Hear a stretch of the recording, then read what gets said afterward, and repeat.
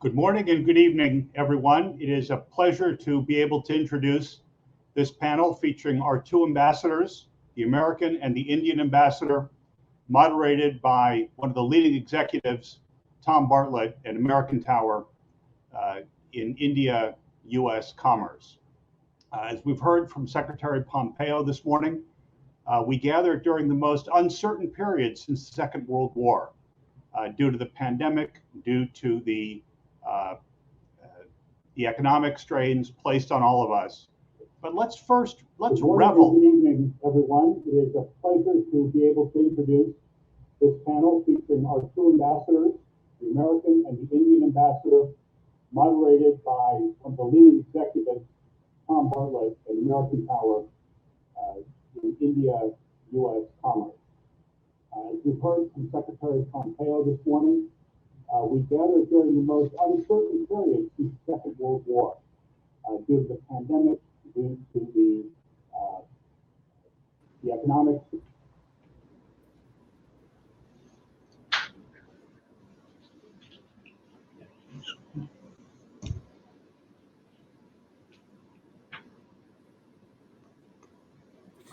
Hey, well, thank you, Nelson, for that kind introduction.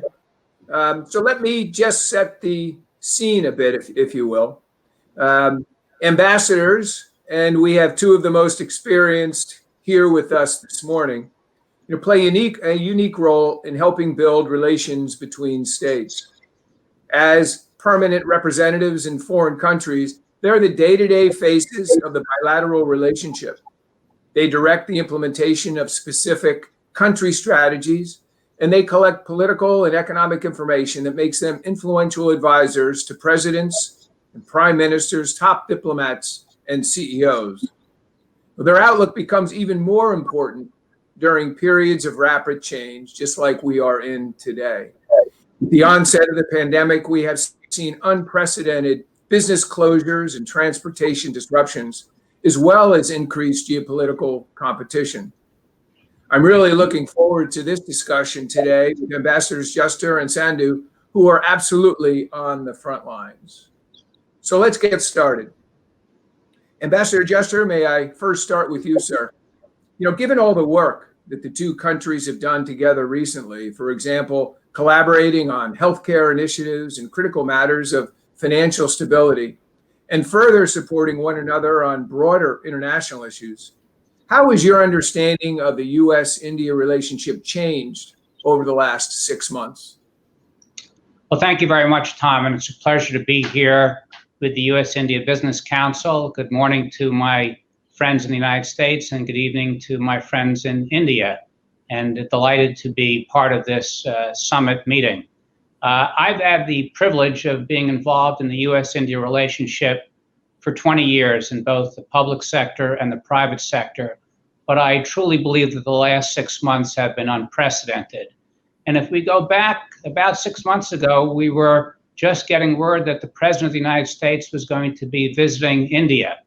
And that was a extraordinary visit. He came at the end of February for 36 hours in 3 cities. In Ahmedabad, he addressed the stadium with over 100,000 people, and we had many thousands of people on the street to and from the stadium. In Agra, we visited the majestic Taj Mahal, and then we were on to New Delhi for some very productive meetings with the Prime Minister and senior officials of the Indian government. The joint statement that came out of the meeting really covered a full range of issues: our military relationships, some additional military sales, our economic relationship, our new energy partnership, health issues, and a whole range of areas that we're working on. And yet, shortly after that visit, we suddenly faced the COVID-19 pandemic, which really came into serious force in March. And by mid to late March, India was moving into a strict nationwide lockdown. And this presented a whole new set of challenges, not just for the operations we had at the U.S. Embassy, but we had to work on repatriation flights, which brought Americans from all parts of India into our hubs in New Delhi and Mumbai for 25 repatriation flights of almost 6,000 Americans. We worked on a range of business issues to open up back office operations for the U.S. financial sector and other parts of the U.S. economy. We worked on health issues. India was very critical in assuring the supply of pharmaceuticals and medical items. In fact, India has provided pharmaceuticals to over 100 countries throughout the world, and we have provided India with ventilators. We are going to have another shipment of those coming in later this month. We also have a health team in India that work closely with their counterparts in the government on a range of issues, from training to public messaging, and to really jointly trying to address the challenges presented by COVID-19. Toward the end of the lockdown, we had a visit from our Special Representative for Afghanistan Reconciliation, Zal Khalilzad, and we had discussions with the Indian national security apparatus led by the Minister of External Affairs and also the National Security Advisor on some of the issues we're facing as we draw down in Afghanistan. And then, of course, we're now watching the issues on the northern border of India, in which China has raised disputes throughout the western sector, but also in the central and east. Throughout all of this, we've had very close contact with our Indian counterparts and, quite frankly, tremendous cooperation. And we've seen, post the visit of the president, several further conversations between the president and the prime minister. The secretary, as he's mentioned, has spoken on numerous occasions with Minister Jaishankar, and I think it's really solidified their relationship. Deputy Secretary of State Steve Biegun has spoken not just with Foreign Secretary Shringla, but with a range of counterparts in the Indo-Pacific region. And we've recently had ministerial meetings. We had Minister Goyal has spoken with U.S. Trade Representative Lighthizer. We had a meeting of the CEO Forum, and Minister Goyal again had a bilateral with Minister Ross. We had the Strategic Energy Partnership meeting, and again, Minister Pradhan and Secretary Bruyette. And so it's been a very eventful and dynamic 6 months and a great intensity of activity. And it's not only shown the breadth and the depth of the issues that we work on together, but I think because of the intensity of the last 6 months, we've really had a new level of comfort in dealing with each other, a degree of trust and respect to get things done. I remember issues we had in repatriation flights where we had to get cooperation, not just from the Home Ministry and the Ministry of External Affairs, but at the local levels with state officials and with police officers. And it showed the importance of these individual relationships. And I remember going to the airport and the degree to which the airport authorities and local officials also were helping in every way that we can, that they could, and that we're now doing for India as it's doing its own repatriation flights from the United States. And it showed that we can count on each other, we can get things done together. And I really saw the very special and warm feeling that Indians, both in the government and in the private sector, hold out for Americans. And I think Indians experience the very same in the United States. And so through all of this and the intensity of the last 6 months and the range of emotions, from an incredibly successful presidential visit to dealing with a lockdown and all the urgent issues that came out of that, we've really transformed a strategic partnership into a comprehensive global strategic partnership. And as the Prime Minister said recently, what may be the most important partnership of the 21st century. So that's really what I think the last 6 months have done to solidify this relationship and its importance. Now, Mr. Ambassador, that was a wonderful summary and so insightful. It's incredible how many initiatives are underway between our two great countries. Ambassador Sandhu, you're now in your 4th tour as a diplomat in the United States, getting to know DC quite well, I'm sure. How have the last few months for you changed what experience it taught you about the ties between the United States and India? Thank you, Tom, and thank you, Nelson, for the introduction too. I'm delighted to be part of this conversation. I would like to congratulate USIBC for bringing together a galaxy of leaders from India and United States for this India Ideas Summit. Tom, I came to Washington, D.C. on my next diplomatic assignment in 1997. In the last 2 decades, we have built up a truly multifaceted partnership. Our political engagement has expanded significantly, and our cooperation has opened across new frontiers based, of course, on shared interests. I arrived in Washington, D.C. this time as ambassador in February this year. The visit of President of the United States to India in Feb elevated our relationship to a comprehensive global strategic partnership. The world has changed a lot since then. The outbreak of COVID-19 has affected the way we live our daily lives, travel, and conduct business. The pandemic has caused much disruption, affected lives and livelihoods. The impact of COVID-19 on the economy has been severe. While there is uncertainty, I believe that every crisis presents itself with a new opportunity. The pandemic has made us realize the need for a resilient and reliable partnership which can withstand shocks and uncertainties. India has been a reliable partner in the global supply chain. When the need arose, we stepped up and supplied COVID-related medicines and medical equipment to over 100 countries, including the United States. There has been expanded collaboration between our countries in the areas such as health, vaccine development, science and technology, and innovation. We are learning from each other's best practices. I firmly believe that technology will play an important role in the COVID and post-COVID world. Already, it is providing innovative solutions to work, education, business, healthcare, and even diplomacy. The free and open exchange of ideas and information has been one of the biggest strengths of our partnership. Our leadership is focused on economic recovery and revival.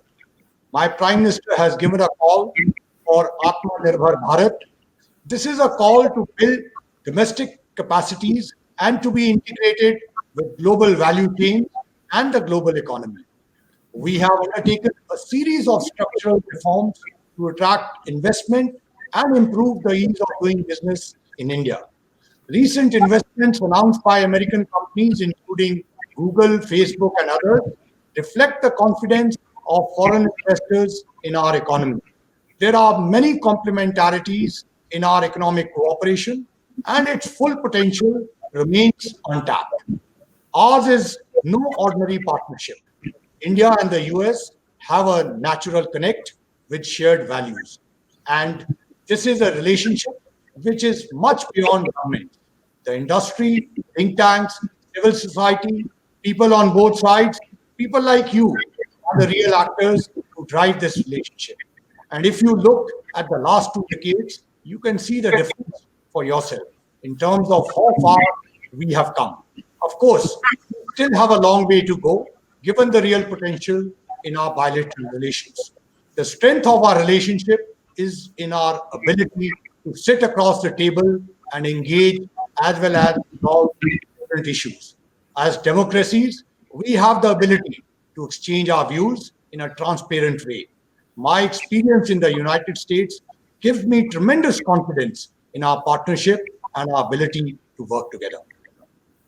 Thank you very much for that.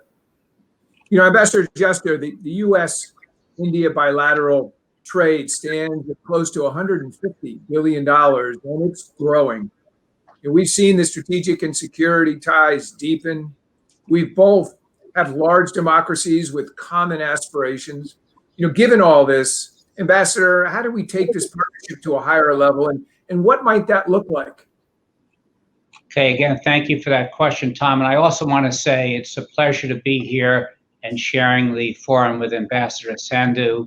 A lot of what we accomplished could not be done without a great Indian ambassador in the United States. So it's a pleasure to be here with you.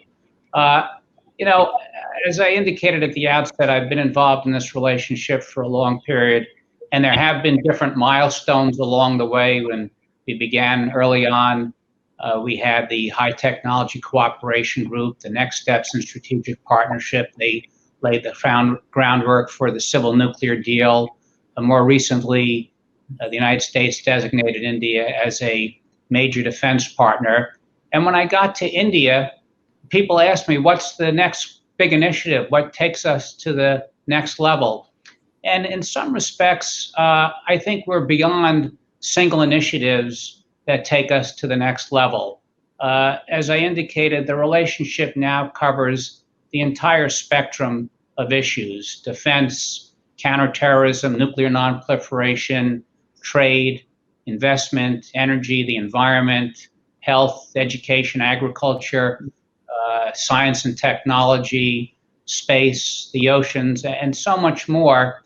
And inevitably, it's a matured and maturing relationship, and some of these issues are going to proceed very fast. Others will have some speed bumps along the way and move more slowly, and some are going to disagree on, and that is natural when you have such a broad range of areas in which we interact. I think the next level is really moving from focusing on bilateral issues alone to working together consistently on regional and global issues. And in particular, I think one of the big challenges we have ahead that would really move our relationship forward and be beneficial overall would be how we implement our mutual visions for the Indo-Pacific region. We both believe that this should be a region that's free, open, and rules-based, that believes in freedom of navigation, freedom of overflight, freedom of commerce, that wants to settle any disputes peacefully in accordance with international law, that abhors predatory economic practices, and that most importantly respects the sovereignty and territorial integrity of all countries in the region. And the challenge for us now is to work together to build out an architecture that that really rises to this vision and that fulfills this vision. And we're only in the opening chapter of doing that. Certainly no one wants to have conflict in the region. We want it to be an inclusive vision, but ultimately we're going to need to work with trusted and like-minded partners to develop guidelines, red lines, and other ways to fulfill the vision we both share for the Indo-Pacific region. We've begun some of this work through our discussions in the Quad, which include, in addition to India and the United States, Japan and Australia. As I mentioned earlier, our Deputy Secretary of State has had phone calls with the Indian Foreign Secretary and senior officials in some of the other countries in the Indo-Pacific region. But we're really just writing the first chapter of what will be a project over the next several years. And the book that we ultimately complete will be critical to the future, not just of this region, but to the world as a whole. So I think taking the relationship to the next level really means starting to address collectively regional and global issues in addition to our bilateral agenda. It's going to be exciting to watch that unfold, and obviously we want to be there to support it all happening, that book being written however we possibly can. Ambassador Sandhu, the bilateral relationship between India and the U.S. is grown by leaps and bounds since the signature of the Civil Nuclear Cooperation Agreement back in 2008. That accord laid the cornerstone for what is today a comprehensive strategic partnership. Well, I'm curious your view on the relationship that we're headed next.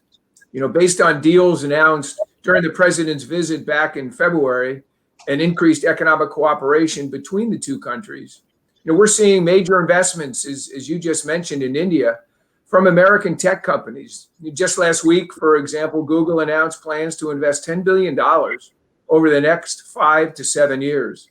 At American Tower, we see huge potential for collaboration on Prime Minister Modi's Digital India vision, including expanding connectivity to rural communities and launching 5G networks.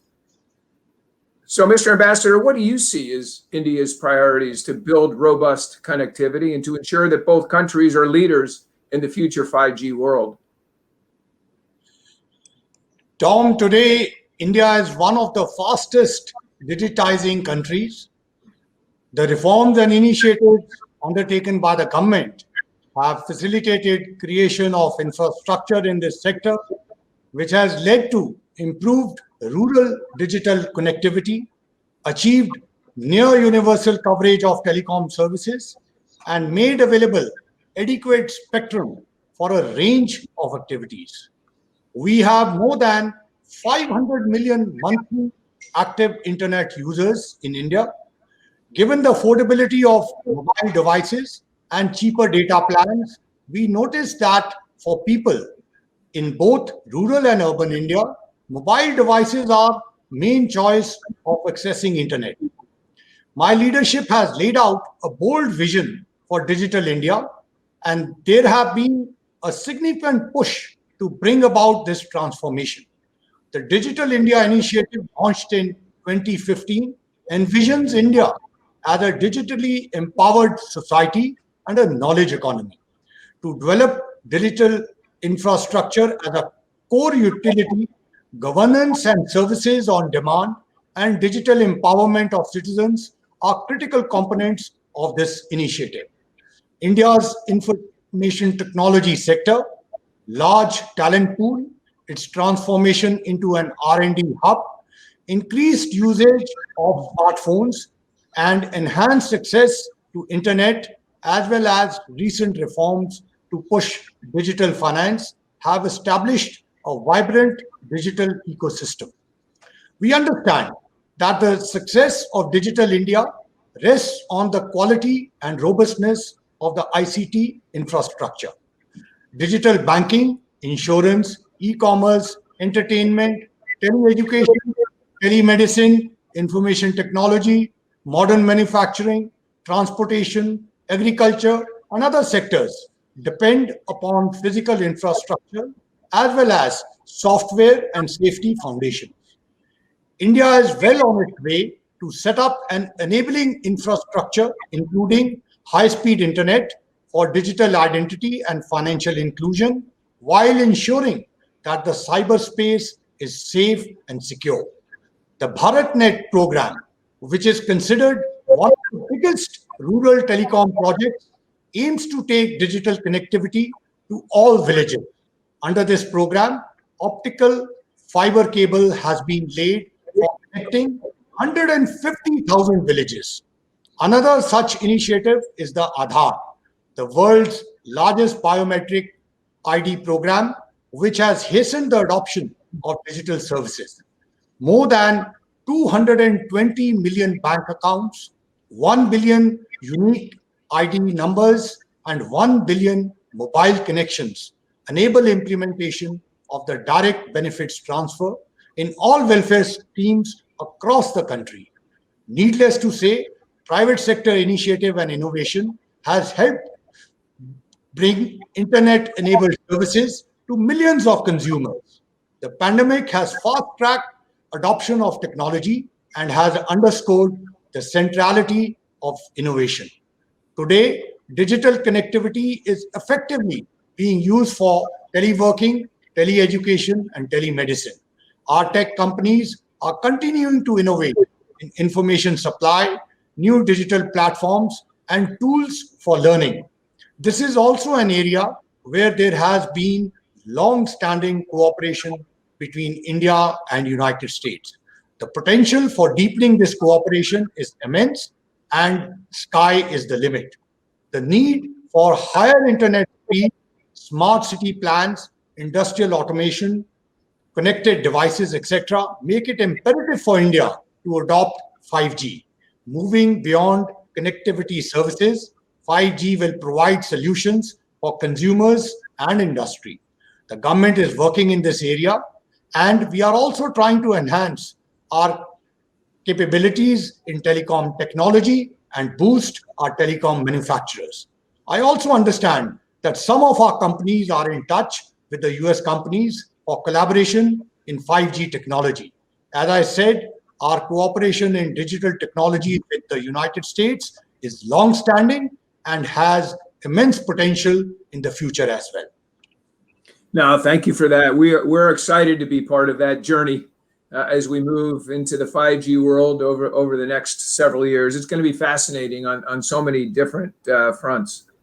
Now, moving maybe to a couple of kind of business community relative questions. Last week, the U.S.-India CEO Forum had its first meeting in 2020.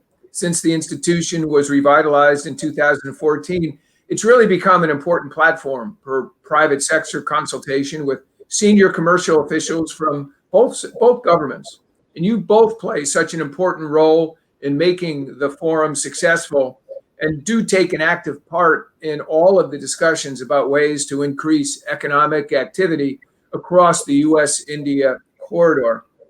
Ambassador Juster, what would you like to see from the India business community to help grow trade and investment between the two great countries during this uncertain period? Okay, thank you for that question, Tom. The Indian business leaders are a very impressive group of people. We had several of them over at my residence when the president was here for a roundtable, and then more recently we had the CEO Forum. And these are individuals that you can put up against any group of people around the world in terms of their knowledge, competitiveness, and quality. So it's a first-rate bunch. I think in terms of what I would seek from them, one needs to step back first and ask, what are the real strategic challenges that India will likely face over the next 5 to 10 years? And I would list a few. First, it's managing the rise of China. Second, it's dealing with the scourge of terrorism. Third, how do you modernize the military, especially with tight budgets? And fourth, with a very young population, with 65% of the people under the age of 35, how do you provide enough jobs for them? And the key to all of those challenges is having a dynamic economy and strong economic growth. And the United States can certainly lend support in that regard, but it's going to take the top business people in India, in my view, to be leaders in this regard. And it's really a time of great opportunity because you have a lot of companies that are not expanding further in China and looking for alternative places to invest, or even leaving China and looking for alternatives. So India can really become a new business hub for manufacturing and for global exports, and can be part of the global supply chain as companies may seek to disengage from the China-led supply chain. To do all this, I think there are a few key steps that, again, business leaders can play a very significant role in. First, you need a regulatory climate in India that is more predictable, more stable, and quite frankly, with a lighter touch on regulations. In my view, you cannot micromanage economic growth, raise a tariff here, lower a tax there. You've got to unleash economic growth, and you unleash that by having a light regulatory hand with clear, predictable regulations and a stable regulatory regime. Secondly, you really need to continue to build out infrastructure. And it's not just physical infrastructure of airports, seaports, and roads, which are very important and something that India needs to continue to enhance, but as has been discussed already this evening or this morning, building your digital infrastructure. And 5G is going to be very critical. And as Ambassador Sandhu mentioned, this is an area where US and Indian companies can work together, not just for our own two economies, but to set global standards and to provide technology throughout the world. The third area that I think is essential is open markets. This is really important to support growth in the economy. In my view, it's, as has been discussed within India, important for India to become stronger, more resilient, more competitive, to build up its own indigenous capabilities. But you really have a lot of world-class people and world-class companies here. I've seen it. I've seen these companies invest in the United States and do extraordinarily well and do well against competition from all over the world. So I think for India to truly take advantage of the opportunities for the global supply chain and for growth more broadly, you need to open the markets.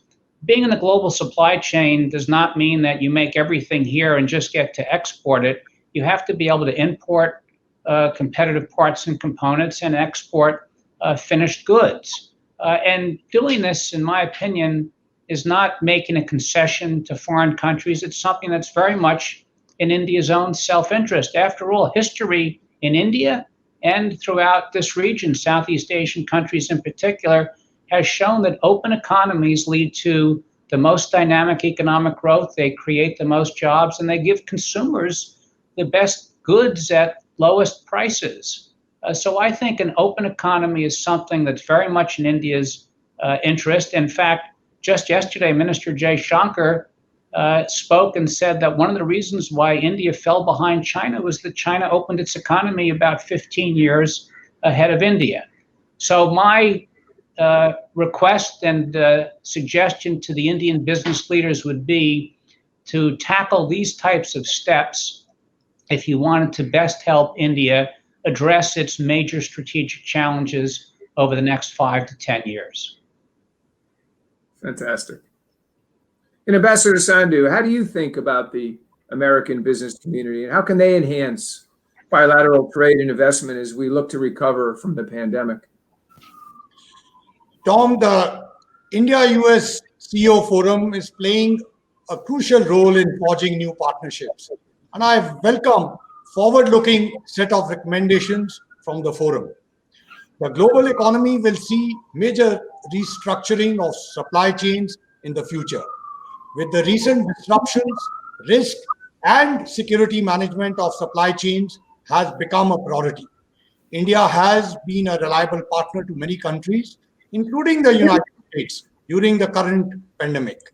As global MNCs, including US companies, look for relocating and diversifying their supply chains, we welcome them to invest in India. My Prime Minister has set the target of becoming a $5 trillion economy by 2025. India's business-friendly environment has made it the second largest recipient of FDI in Asia and among the top 10 FDI recipients globally. We received $73 billion FDI in 2019-2020. Our ease of doing business ranking has risen. Our target is to be among the top 30. India's inherent strengths like stable democratic government, rule of law, predictability of regulatory framework, along with availability of skilled manpower, low labor costs, competitive tax regime, as well as its large market makes it an attractive investment destination. In an effort to improve the ease of doing business, the India Investment Grid, a dynamic interactive portal, has been established by the government, bringing the best of greenfield and brownfield investment opportunities across India from over 25 sectors to the global investor community.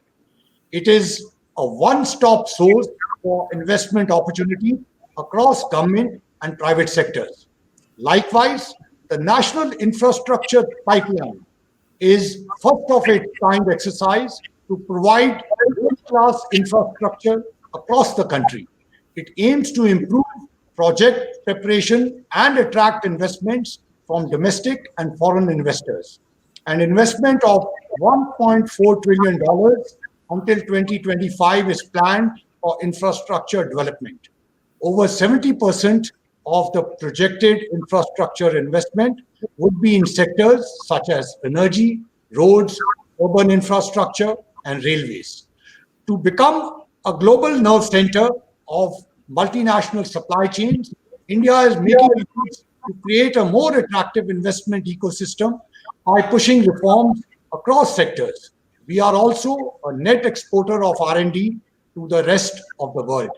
Atmanirbhar Bharat, a bold economic reforms package, has been introduced to not only provide immediate relief, but also to boost the confidence of our business and industry, as well as integrate them to global economy.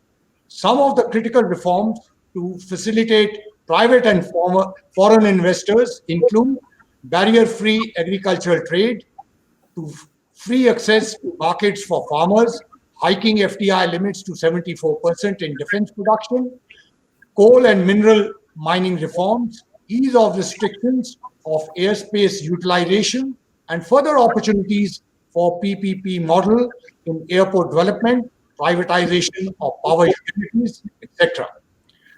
Targeted incentive packages have been announced for focus sectors like electronics, pharma API, textiles, food processing, medical devices, and electric mobility. India and the US have robust economic partnership across sectors. Our bilateral trade reached $150 billion in 2019, while our two-way investment, by some estimates, has touched $60 billion. While this is impressive, the real potential for our economic partnership is yet to be reached. Cooperation in health and pharma is a major opportunity for India and carries great potential for developing our partnership. Clean energy is another core priority for the government, where we have set up an ambitious agenda. In 2019-20, 22% of India's energy generation was from renewable sources. While our energy trade has grown in the last few years, we can do much more to promote clean energy cooperation between our countries.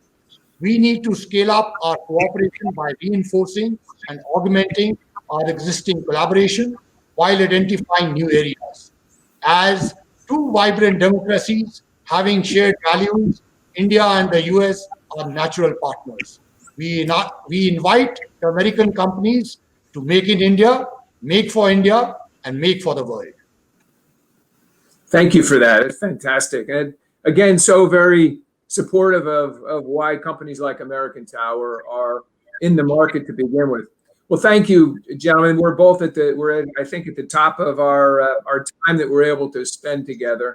It's been an incredibly informative discussion, and we've covered so many different issues today, like how fighting the global pandemic has brought our two countries even closer together. We've also talked about how we might reach a mini trade deal and explored what the drivers of bilateral economic cooperation are likely to be going forward and what that might look like. I'd like to thank both you, Ambassador Juster and Ambassador Sandhu, for your time and service and everything that you do. It's amazing that you're able to get everything that you've done together in a 24-hour period. There are just so many activities and initiatives going on. But given the central role that ambassadors play in deepening the bilateral relationship, your leadership is so critical in this U.S.-India strategic partnership to be able to reach its full potential. And based upon our conversation, it's clear that they're both deeply committed to this goal. So thank you, gentlemen, for sharing your distinct visions for how to make that happen. And thank you all for watching online and joining the discussion. We hope you'll also take part in the next session of the IDEA Summit as the U.S.-India Business Council presents its Global Leadership Awards. And so now I think I'll pass the mic back to Nelson for some closing remarks. Thank you. Thank you so much. And I'm sorry for the technical difficulties we had earlier. It's a great pleasure to be with you all, and it's a great pleasure to be on this, be participating in this session with three people who are key in the U.S.-India relationship and with whom I feel I've developed a good relationship. Ambassador Sandhu arrived in Washington just in early February, just earlier this year, when just as we began to close down. In fact, I was scheduled to have him in my home for a dinner with U.S.-India business partners in April, and of course, that was canceled. But we turned it into a virtual session where Ambassador Sandhu showed his mastery of U.S.-India business and commercial issues on screen, not live. Ken Juster, I've had the pleasure of knowing for a dozen years. We served as board members on the U.S.-India Business Council. We had the pleasure of spending the better part of a week together in Delhi in 2016. And India is truly lucky to have Ken Juster as ambassador. He came straight from the Trump White House. He brought the validation that comes from that, and he has been a key interlocutor in U.S.-India relations, certainly as ambassador, but going back 20 years since his engagement in the region at the Department of Commerce and in business at Salesforce and Warburg Pincus since. So it's truly a sign of the relationship between India and the United States that he is India's ambassador at this moment. And that sets the stage for the final set of remarks I'd like to leave people with. What we've seen this morning, I think, from all of our speakers, Secretary Pompeo, Secretary Jay Shankar, Senator Mark Warner, who's been a leading figure in U.S.-India relations on the Democratic side, and of course the two ambassadors. We're seeing that despite the pandemic, despite the gyrations that are occurring in U.S. relations in many parts of the world, the U.S.-India relationship remains strong and vital, indeed, in many respects, stronger than ever. Trade has grown until the pandemic, and frankly, U.S.-India trade has declined less than India's trade with the rest of the world, despite the pandemic. Services trade has remained strong between the U.S. and India, even in the face of the pandemic. Our militaries are working more closely together than they ever have. People-to-people ties continue to thrive. As Mark Warner mentioned, we have 200,000 Indian students studying at American universities, and thankfully it appears that they will be able, either online or in person, to resume their studies this fall, and that is such a strong connection between our countries. We've heard about the U.S.-India cooperation on vaccine research. That is critical. That is absolutely critical. Now, I think the last thing we have to resolve between the countries to truly have stable relations is to decide which is more enjoyable to watch, baseball or cricket. That may be the toughest of all. Let me end with this. We are concluding with here 20 years of a remarkable U.S.-India relationship. And I would really take it back to Bill Clinton's visit in March of 2000. It was his last year in office, but he wanted to ensure that he set the two nations on a new course. It was the first visit since Jimmy Carter visited in 1978. Since Bill Clinton's visit, we've seen a strong bipartisan consensus in both countries on U.S.-India relations. A Democratic leader and a BJP leader in 2000 met. Since then, we've had changes of parties in both countries, and still, on our side, from Clinton to Bush to Obama and now to Trump, the consistency in the strength of the U.S.-India relation continues. And as someone who watches this so closely and who talks to political figures on both sides in the United States, I think we can all be confident that no matter what happens this fall in our elections, and elections are a part of any vibrant democracy, and we have the two most vibrant democracies in the world joining together this afternoon and this morning. No matter what happens in our elections this fall, as we heard from Senator Mark Warner, we're going to remain good friends, strong friends, and the relationship between the countries is going to be pivotal to global great power relations in the decades to come. The Indo-Pacific, U.S.-India will remain strong, and we've seen, despite changes in party and leaders in both countries, There's been no change in that direction.